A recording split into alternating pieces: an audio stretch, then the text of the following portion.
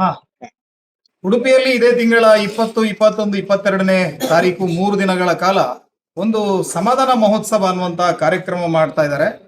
ಅದರಲ್ಲಿ ನಮ್ಮನ್ನೆಲ್ಲ ಸಮಾಧಾನ ಮಾಡಲಿಕ್ಕೆ ಎಲ್ಲೋ ತಮಿಳುನಾಡಿನಿಂದ ಯಾರೋ ಒಬ್ಬ ಪಾದ್ರಿಯನ್ನ ಕರೆಸ್ತಾ ಇದ್ದಾರೆ.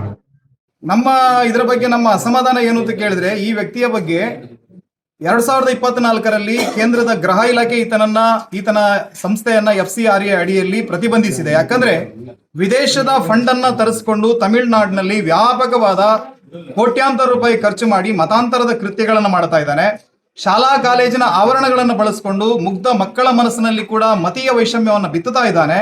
ಅದರ ಜೊತೆಗೆ ಮೌಢ್ಯವನ್ನ ಕೂಡ ಪ್ರಮೋಟ್ ಮಾಡುವಂತ, ಅಂದ್ರೆ ನಾವು ಕಾಯಿಲೆಗಳನ್ನ ಗುಣಪಡಿಸ್ತೀವಿ, ಪ್ರಾರ್ಥನೆ ಮಾಡಿದ್ರೆ ಸಾಕು ಮನೆಯಲ್ಲಿ ನೆಮ್ಮದಿ ಬರುತ್ತೆ, ಈ ತರದ ಅನೇಕ ಪ್ರಾರ್ಥನಾ ಸಭೆಗಳನ್ನು ಆಯೋಜನೆ ಮಾಡಿ ಒಂದು ಧಾರ್ಮಿಕ ವೈಷಮ್ಯಕ್ಕೆ ಕೂಡ ಈತ ಕಾರಣನಾಗಿದ್ದಾನೆ ಅನ್ನುವಂಥ ಹಿನ್ನೆಲೆಯಲ್ಲಿ ಆತನನ್ನ ಕೇಂದ್ರ ಸರ್ಕಾರ ಪ್ರತಿಬಂಧಿಸಿದೆ. ಮತ್ತು ತಮಿಳುನಾಡಿನಲ್ಲಿ ಇದರ ಹೆಸರು ಮೋಹನ್ ಸಿ ಲಾಜಾರಿಸ್.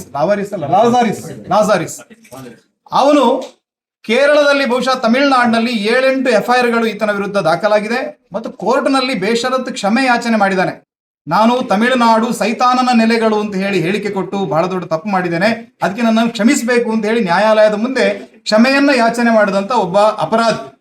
ಆತನನ್ನ ಉಡುಪಿಯಲ್ಲಿ ಕರೆಸಿಕೊಂಡು ಇಲ್ಲಿಯ ಕೆಲವು ಸಂಘಟನೆಗಳು ಪ್ರಾರ್ಥನಾ ಸಭೆಯನ್ನ ಆಯೋಜನೆ ಮಾಡ್ತಾ ಇದ್ದಾರೆ.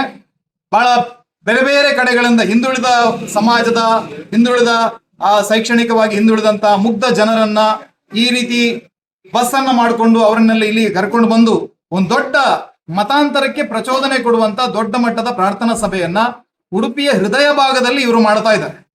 ಈ ಕಾರ್ಯಕ್ರಮಕ್ಕೆ ನಮ್ಮ ಬಲವಾದ ವಿರೋಧ ಇದೆ.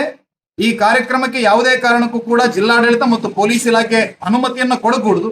ಒಂದು ವೇಳೆ ಜಿಲ್ಲಾಡಳಿತ ಪೊಲೀಸ್ ಇಲಾಖೆ ಇದಕ್ಕೆ ಅನುಮತಿಯನ್ನು ಕೊಟ್ಟರೆ ಹಿಂದೂ ಸಂಘಟನೆಗಳು ತಮ್ಮ ಮುಂದಿನ ಕ್ರಮ ಏನು ಅನ್ನೋದ್ರ ಬಗ್ಗೆ ಯೋಚನೆಯನ್ನ ಮಾಡುತ್ತೆ ಅಂತ ಈ ಸಂದರ್ಭದಲ್ಲಿ ಹೇಳೋದಕ್ಕೆ ಬಯಸ್ತೇನೆ.